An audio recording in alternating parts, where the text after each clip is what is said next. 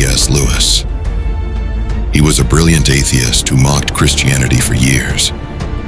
Then something happened that changed everything. He began seeking truth with an open heart, and through meaningful friendships, he discovered something that shattered his worldview. Lewis didn't just become a believer. He became one of Christianity's most influential voices. His secret? He learned to see everything through the lens of faith, just as we see everything, because the sun has risen. The practice that transformed this former atheist could transform your life too.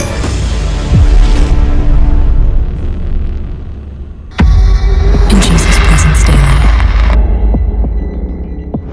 Why do so many smart, faithful people still feel lost and anxious every day?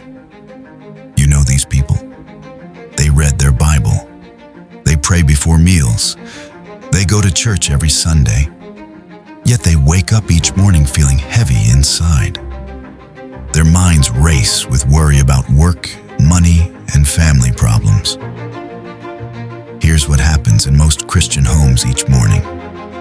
The alarm goes off. The first thing they do is grab their phone. They check messages. They read the news. Bad stories fill their mind before they even get out of bed.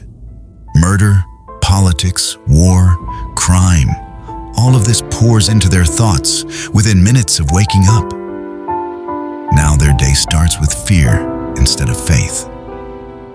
They feel anxious before they even eat breakfast. They worry about problems that might never happen. They stress about decisions they have to make. Their mind is already running in circles, and the day hasn't even started yet. Many Christians pray, but they still feel overwhelmed. They ask God to help them, but they keep trying to figure everything out on their own. They make lists. They plan every detail. They research options online for hours. They ask friends for advice. They read articles about their problems. But the more they try to control everything, the more stressed they become. Think about your own morning routine. Do you check your phone first? Do you read the news before you pray? Do you start planning your day before you ask God what He wants? Most people do this without even thinking about it. They fill their minds with the world's problems before they connect with heaven's wisdom. Human wisdom has limits. Your brain can only hold so much information. You can't predict what will happen tomorrow. You can't control other people's choices. You can't solve every problem with logic alone. When you try to carry all the weight of your decisions by yourself, you feel crushed under the pressure. Your mind wasn't designed to carry all this weight. God never meant for you to figure out life on your own. He wants to guide you. He wants to give you peace. He wants to help you make good choices. But most people skip this step. They jump straight into their day without asking for His direction. Something is missing from our morning routine. We seek information before we seek God. We look for answers on our phone before we look for wisdom in prayer. We start our day with worry instead of worship. The missing piece is simple but powerful. Seeking God's direction before we seek anything else. But how do we know this really works?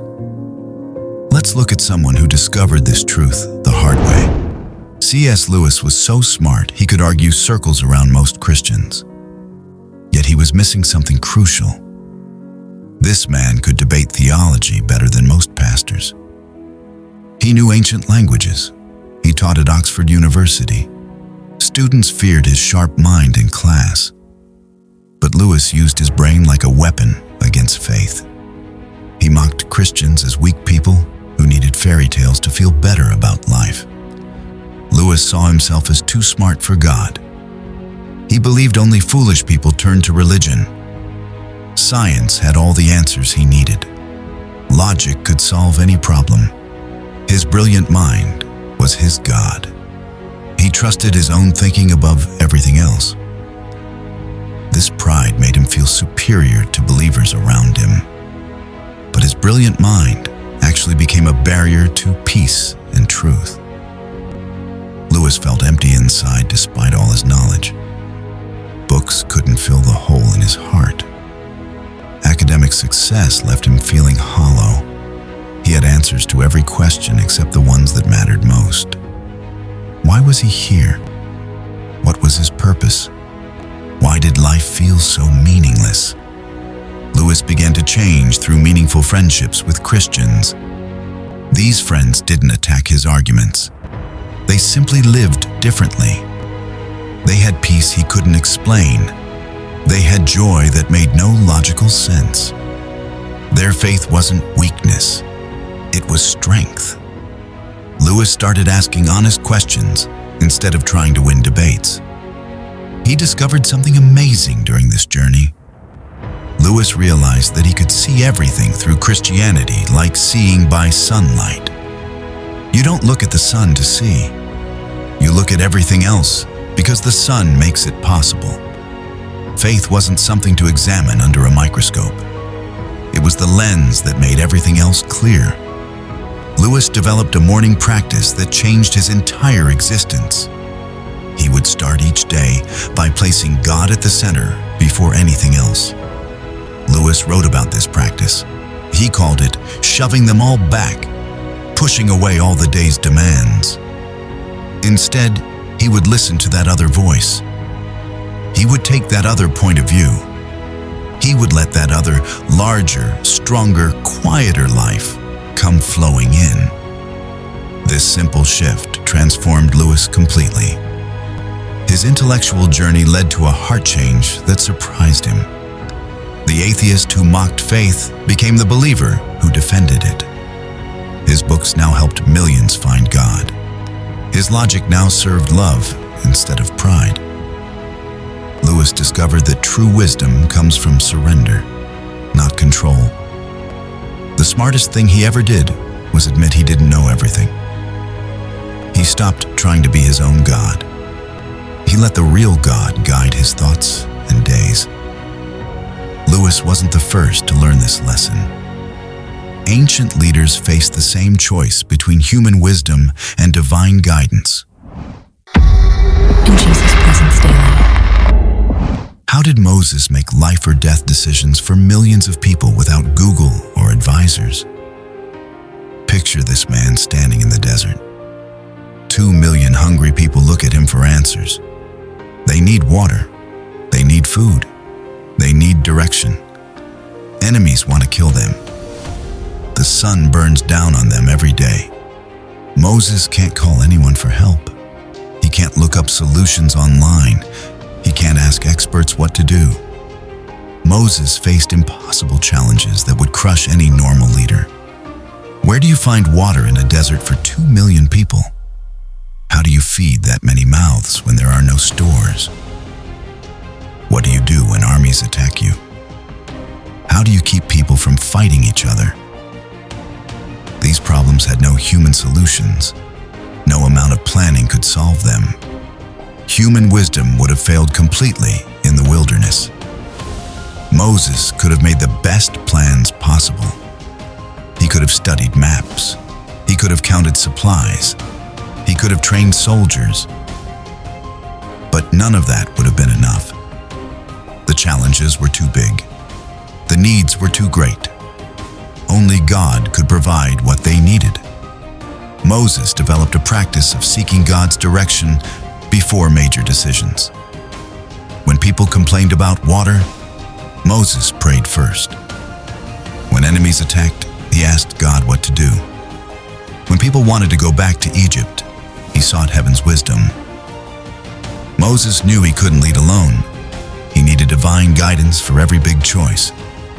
David faced the same impossible odds as a young king. Giant armies wanted to destroy Israel. His own people sometimes turned against him. Foreign kings plotted his death.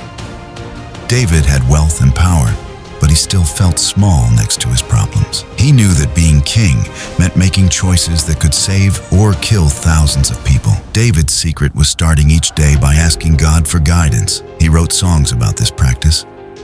David would pray in the morning before facing his enemies. He would ask God to show him the right path. He would wait for heaven's wisdom before making big decisions. This wasn't just religious duty. It was survival. Both leaders found peace in surrender rather than self-reliance. They stopped trying to carry everything alone. They gave their biggest problems to God. They trusted divine wisdom over human planning. This surrender didn't make them weak. It made them strong. They could face any challenge because they knew God was with them. The pattern was clear. Morning seeking led to daily confidence. When they started their day with God, they felt peace about hard decisions. When they asked for guidance first, they knew which way to go. When they surrendered control, they found real strength. These leaders succeeded because they knew the source of true wisdom. This ancient practice offers something our modern world desperately needs. What if the peace you're searching for comes from giving up control, not gaining more of it? Most people think they need more information to feel safe. They read more news. They make more plans. They ask more friends for advice. But all this extra knowledge makes them feel worse, not better. They know about problems they can't solve. They worry about things they can't change. Worldly knowledge fills your head with facts, but leaves your heart empty. You can know the stock market numbers. You can read every health article online. You can study every parenting book. But this knowledge doesn't bring peace. It brings more questions. It creates more worry. It makes you think you need to control everything. Divine wisdom works differently. It doesn't give you all the answers. It gives you the right person to trust. It doesn't solve all your problems. It gives you someone to share them with. God's wisdom brings peace because it takes the weight off your shoulders. Here's why trying harder to control life actually creates more anxiety. When you think you're in charge, every problem becomes your responsibility. Every bad thing that happens feels like your fault. Every decision carries huge pressure. You feel like you have to be perfect all the time. Morning surrender changes your entire day's perspective. When you start by giving God control, you stop trying to be God yourself. You remember that someone bigger than you is watching over your life. You realize that your job is to trust, not to control everything. There's a huge difference between carrying burdens alone versus sharing them with God. When you carry problems alone, they feel impossibly heavy. When you share them with God, they become manageable.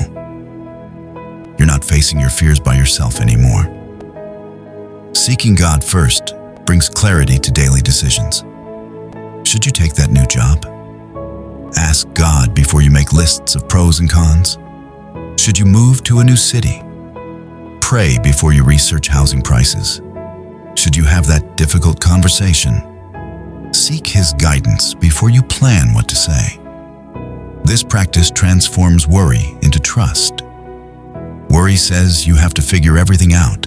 Trust says God already knows what you need.